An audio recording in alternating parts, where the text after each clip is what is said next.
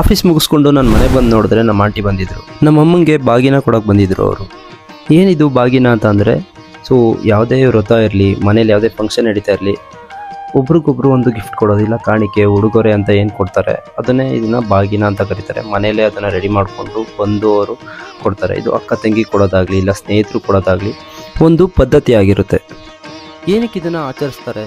ಶುಭ ಕಾರ್ಯನ ಹಂಚ್ಕೊಳ್ಳೋದಾಗಲಿ ಇಲ್ಲ ಹಬ್ಬನ ಆಚರಿಸೋದಾಗಲಿ ಒಂದು ಸೀರೆ ಹಣ್ಣು ಕೊಡೋದ್ರಿಂದ ಅವರು ಚೆನ್ನಾಗಿರಲಿ ಅನ್ನೋ ಒಂದು ನಂಬಿಕೆ ಇರುತ್ತೆ. ಅದಕ್ಕೋಸ್ಕರ ಇದನ್ನು ಸಾಂಪ್ರದಾಯಿಕವಾಗಿ ಮಾಡ್ತಾ ಇರ್ತಾರೆ. ಅಕ್ಕ ತಂಗಿ ಬಾಂಧವ್ಯ ಇನ್ನೂ ಚೆನ್ನಾಗಿರಲಿ, ಇದೇ ಥರ ಮುಂದೆನೂ ಕೂಡ ಚೆನ್ನಾಗಿರಬೇಕು ಅನ್ನೋ ಕಾರಣಕ್ಕೋಸ್ಕರ ಈ ಥರ ಮಾಡ್ತಾ ಇರ್ತಾರೆ. ಯಾವ ಥರ ಖುಷಿ ಪಡ್ತಾರೆ, ಈಗ ನನ್ನ ತಂಗಿ ಕೊಟ್ಟರು ಇಲ್ಲ ಅಕ್ಕ ಕೊಟ್ಟರು, ಅವರು ಅದೇ ಥರ ಸ್ನೇಹಿತೆ ಕೂಡ ಕೊಟ್ಟರು ಒಂದು ಹಬ್ಬಕ್ಕೆ ಕೊಟ್ಟಿದ್ದು ಇದನ್ನು ಅಂತ ಅವ್ರಿಗೆ ತುಂಬ ಖುಷಿ ಇರುತ್ತೆ.